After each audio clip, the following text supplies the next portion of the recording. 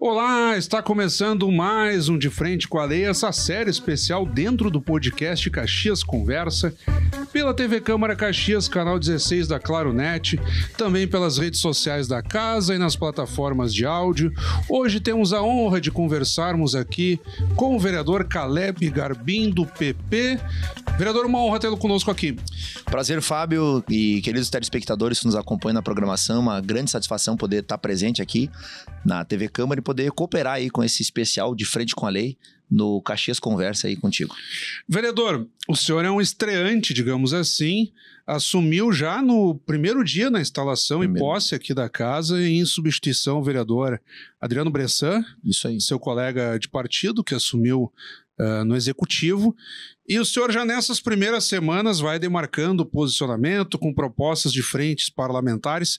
Antes de entrarmos nessa execução, digamos assim, nesse percurso de mandato, eu gostaria de retomar um pouco da sua trajetória que lhe encorajou, digamos assim, a concorrer e aí depois a conseguir a condição de suplente que hoje lhe possibilita exercer um mandato parlamentar na casa. O senhor tem uma grande identificação com igrejas evangélicas. Sim. Como que funcionou isso? Eu imagino que o seu engajamento tenha sido, sobretudo, no voluntariado. Exato, Fábio e caros telespectadores que nos acompanham, realmente a vida política ela se tornou uma consequência de algo que já vinha se fazendo na vida, vamos usar a expressão entre aspas, né? A expressão privada. A vida privada ela reverberou e se tornou uma vida pública a partir do momento político.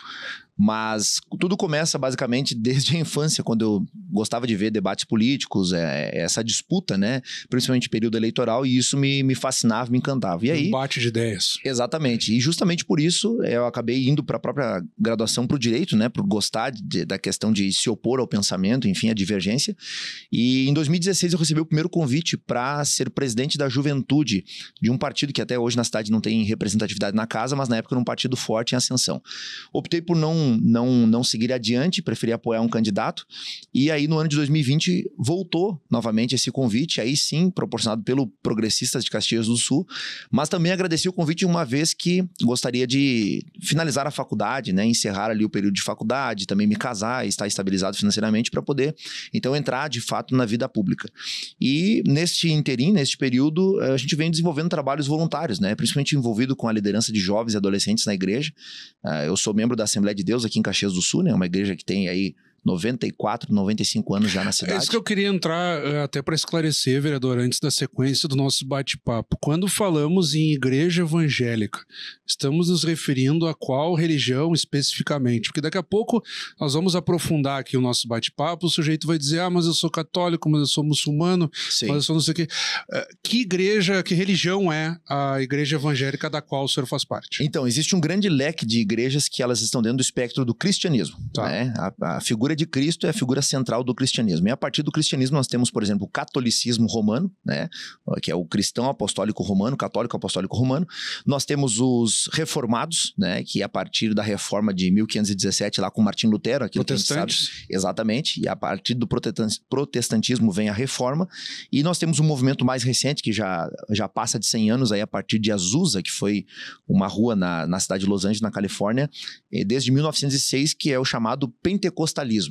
E aí temos os desdobramentos do neopentecostal e, enfim, a linha ideológica, a linha doutrinária, melhor dizendo, da qual eu faço parte, a Assembleia de Deus, a orientação doutrinária é a Assembleia de Deus, uma igreja pentecostal, que no Brasil está desde 1911, né? Em 2011 completou 100 anos. Popularmente as pessoas caracterizam como neopentecostais ou simplesmente falam igreja evangélica. Exato. Neopentecostais nós teríamos, por exemplo, a Igreja Universal do Reino de Deus, a Igreja Internacional da Graça de Deus e outras igrejas. A Assembleia de Deus, Deus e Amor e outras estão no segmento de igrejas pentecostais. E aí temos hoje as igrejas churches, também chamada, né? As igrejas que são mais no estilo comunidades, também temos batistas, presbiterianos, mas todos estão dentro do mesmo barco que se chama cristianismo protestante. Pois é, nesse contexto das enchentes de maio de 2024, se acendeu uma tensão também às igrejas. Nós tínhamos aqui, por exemplo, a Igreja Católica, a partir do seminário, fazendo arrecadações e distribuições. Exato. O senhor citou a ramificação Church, evangélica, ela ganhou muita atenção também, que é o engajamento por meio de correntes religiosas e que se justifica porque tem popularidade e exerceram um protagonismo muito grande. Daí as pessoas começaram a mas de que igreja que é e tal, e se tornou uma força-tarefa muito interessante naquele período. Exato. Inclusive, Fábio, a gente pôde ter um protagonismo interessante nesse período, haja visto que nós já vimos trabalhando com a questão social já desde o ano de 2011, 2012, quando eu comecei ativamente nesse processo de voluntariado e trabalho com jovens, e como nós temos um trabalho voltado para a valorização à vida, contra o bullying, valorização à família, enfim, então a partir disso nós tínhamos um bom engajamento com adolescentes e jovens. E aí, quando surgiu essa catástrofe, né, esse triste episódio na história do nosso estado, nós estávamos mobilizados, né? Tinha um povo mobilizado junto. E aí, com a graça de Deus, a força das pessoas, o trabalho, a predisposição de cada um dos voluntários aí, mais de 500 voluntários, pelo menos, que passaram junto conosco durante mais de 3 meses em atividades voluntárias, nós conseguimos desempenhar este trabalho com várias frentes de atuação. Alguns dizem, você liderou e tal, e eu costumo dizer que talvez não tenha sido liderar, mas mobilizar. Acho que meu trabalho foi mais de mobilização, de gravar vídeos e fazer parcerias e permitir que a mensagem chegasse mais longe o mais rápido possível, né? Então a gente teve êxito nesse sentido aí. Vereadora, já entrando no contexto da casa, essa largada de 2025, ela foi muito intensa. No que deveríamos chamar de recesso parlamentar, já houve sessões extraordinárias com projetos de larga envergadura do Executivo, estabelecendo políticas, criação de cargos, não só para a Prefeitura, como também da própria Câmara Municipal. E nessa largada de fevereiro, já nas primeiras semanas, o senhor apresentou um projeto no sentido de criar na casa uma frente evangélica e que causou um certo alvoroço, sobretudo nas redes sociais, inclusive no próprio perfil da Câmara de Vereadores, com comentários sistemáticos, tanto contra quanto a favor. É uma pauta muitas vezes não tão bem recebida em contexto nacional, inclusive, que o Estado é laico, não tem que discutir religião e tal. Outros dizem, não, mas o parlamentar representa exatamente aquilo ali. Eu conversava com o senhor aqui antes de entrarmos no ar, o senhor me dizia, não, mas eu estou trazendo um leque de discussão e outro vereador pode, de repente, apresentar uma frente parlamentar sob outra perspectiva. Como é que o senhor recebeu? Ele causou uma certa surpresa? Como é que foi antes de tratarmos assim do fim da frente parlamentar em si, do objetivo, como é que o senhor recebeu já essa repercussão polêmica, digamos assim? Eu tenho aquele princípio de fale bem ou fale mal, mas fale, né? Então eu vou dizer que eu fico feliz porque isso está permitindo abrir várias portas de debates, né? Abrir o debate. Exato. Que é o principal objetivo. Exatamente. Então, assim, antes da frente ser protocolada, já está repercutindo dentro da casa e, por óbvio, dentro da sociedade. Tudo que acontece aqui dentro vai ser amplificado na sociedade afora. Mas, Fábio e amigos que nos acompanham, nós temos que entender que o conceito de Estado laico dentro do Brasil, dentro do nosso conceito, ele transcende, ele está antes da Constituição de 88. Né? O conceito de laicidade ele vem lá dos anos 1800, final de 1800. E dentro do Brasil existe, a doutrina já preconiza isso, existe a ideia de laicidade colaborativa. Ou seja, o que é um Estado laico? O Estado laico não é um Estado ateu. Às vezes as pessoas dizem assim, o Estado é laico, então a política não pode se misturar com religião. E eu diria que não existe nada mais político do que dizer que política e religião não se misturam. Porque não tem como eu vir para dentro dessa casa e me desfazer dos meus valores cada vez que eu entro aqui dentro. É que do ponto de vista, até para colaborar, vereador, a política, não a política, mas o entendimento nacional tem sido muito mais no sentido de respeito às religiões. Exatamente. Do que necessariamente uma orientação religiosa. Exato, do que cercear um direito. Algo como, vamos supor, acontece em Estados Árabes, porque a orientação é aquela, mas até isso nós temos visto ramificações muçulmanas, por exemplo, dentro de sunitas, xiitas, na própria Arábia Saudita, que conseguem representação no parlamento. Exato. E há, às vezes, mudanças significativas no sentido de quem vai ocupar o poder, algo como aqui no nosso contexto, direita-esquerda, mas lá há tendências religiosas concorrendo também. Lá o espectro não é esquerda-direita, justamente. Mas eu quero dizer o seguinte, até lá é difícil uma religião só predominar. funcionar, né? Até porque o Brasil é muito amplo, né? A gente tem um país de dimensões continentais no aspecto geográfico e no aspecto cultural também. Tanto é que, como a gente define o que é um brasileiro? Né? Você pega um gaúcho, vai comparar, por exemplo, com alguém que está no norte do país, um manauara, por exemplo, ou uma pessoa que está no Nordeste, no Centro-Oeste, a divergência é muito grande. É um país continental, né? Exato. Então, voltando a essa ideia, Fábio, de colaboração, a ideia da Frente Parlamentar Evangélica, e eu explico já o porquê do nome, esse nome eu me baseei no modelo que existe no Congresso Nacional, né? No Congresso Nacional existe uma Frente Parlamentar Evangélica, criada nos idos dos anos 2002, 2003, da qual fazem parte dezenas, quase já uma centena de deputados, se não mais, inclusive com essa última renovação de 2022, e lá não estão somente cristãos evangélicos, estão cristãos católicos, inclusive espíritas e pessoas que não têm religião, mas que simpatizam de valores e princípios que foram preconizados, que foram amplificados justamente pelo cristianismo, né? Eu ia lhe perguntar isso, o senhor acredita que justificaria daqui a pouco a Frente Parlamentar dos Evangélicos, a Frente Parlamentar dos Católicos, a Frente Parlamentar dos Muçulmanos? O senhor vê isso? Ou daqui a pouco até exercitar uma nomenclatura que contemplasse todas as religiões? Pode ser, por exemplo, assim, Frente Parlamentar... Que ela não foi criada cristã, ainda. Não foi criada, Frente Parlamentar Cristã.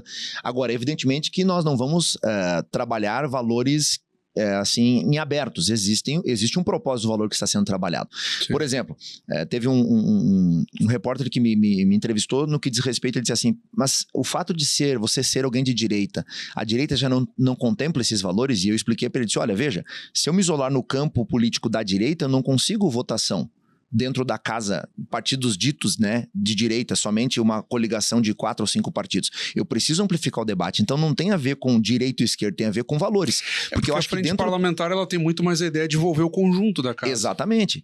E justamente, se fosse uma ideia partidária, não precisava nem ir para o plenário. Podia fazer um exercício partidário, uma reunião partidária e se discutir o valor. Mas a ideia é justamente garantir, difundir, ampliar, cultuar valores que já estão na sociedade e alguns que estão em ameaça. Mas provavelmente quem lhe pergunta isso, vereador, é pela ideia que se arraigou no país dentro do debate, sobretudo provocado pela dita direita, de uma pauta de costumes. Sim. Algo como a família, a bandeira, a pátria, o hino.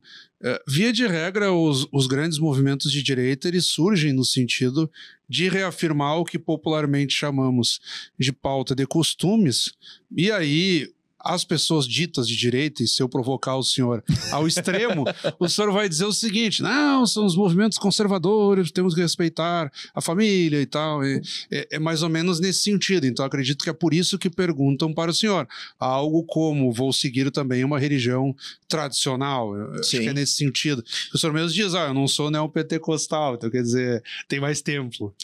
Exatamente. Para as pessoas verem como se eu for restringir o debate demais, eu vou ficar sozinho. Claro. Então, dentro dos próprios cristãos existe essa divergência, obviamente que não no que diz respeito a crer em Jesus Cristo, porque somos cristãos, né? Cristo mas é o centro. Exercício de interpretação, né? Exato, mas é um somatório de forças. E, inclusive, Fábio, eu comentava antes, não existe como entrarmos nesta casa enquanto homens que representam o povo, homens e mulheres, né? Parlamentares, aqueles que estão aqui para falar, opinar, legislar em cima da sociedade, e a gente abrir mão dos valores que nos trouxeram até aqui.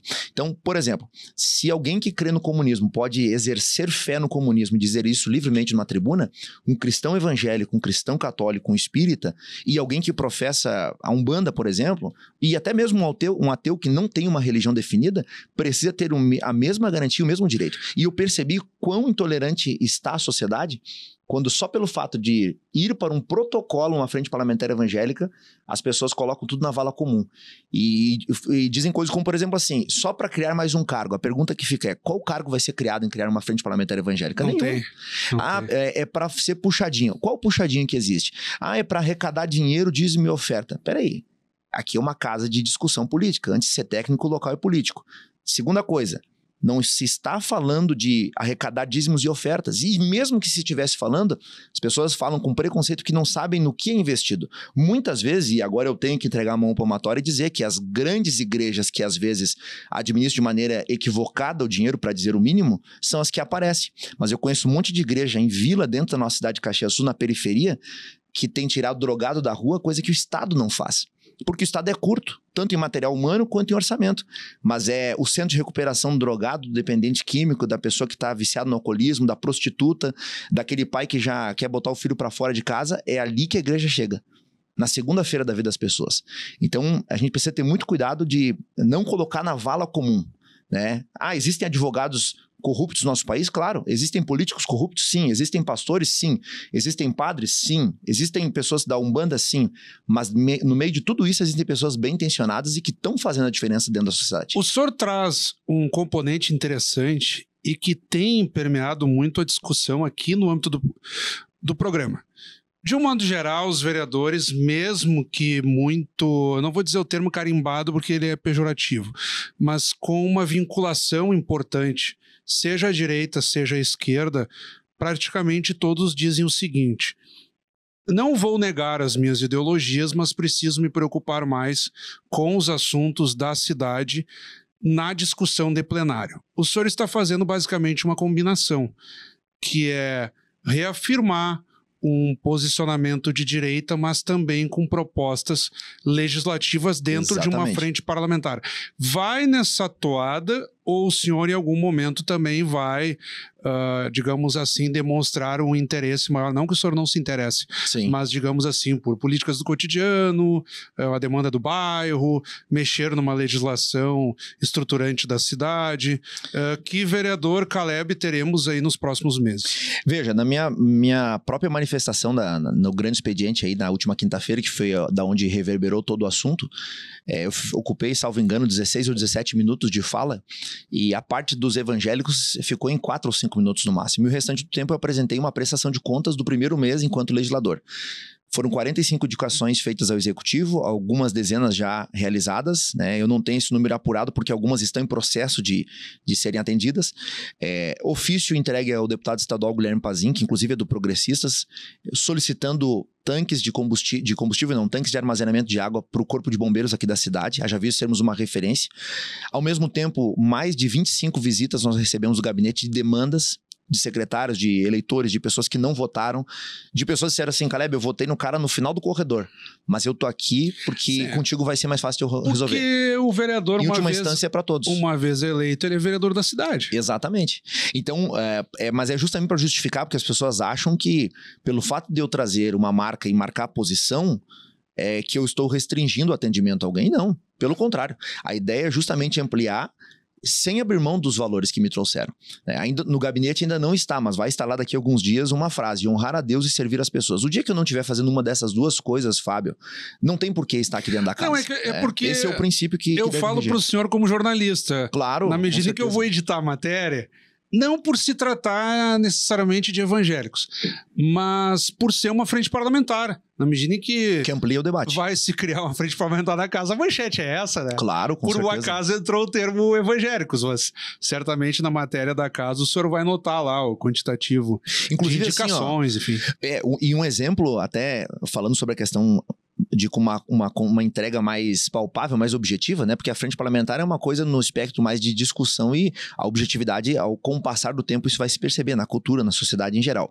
Mas um exemplo que eu trago para ti, inclusive, foi uma articulação para que nós tenhamos a volta do policiamento comunitário na nossa cidade, né? Nós temos o interior hoje da cidade que carece de uma guarnição, por exemplo, que esteja instalada lá. Então a gente está já discutindo, inclusive, a proposta de se conseguir um incentivo de aluguel para que o policial fique no interior, para que ele se instale em Caxias, para que ele não se transfira em uma cidade com um custo de vida menor, para receber o mesmo valor e não se arriscar tanto, como é o caso de Caxias, segunda maior cidade do estado, altíssima no aspecto de risco. Então, é justamente propor que, ao mesmo tempo que marca uma posição, tem uma entrega efetiva para a sociedade, né? Poder contribuir de ambos os lados. Aquilo que for bom para Caxias, a gente está disposto a cooperar. Vereador, estamos já no minuto final, digamos assim, do nosso bate-papo. O senhor abre um leque aí.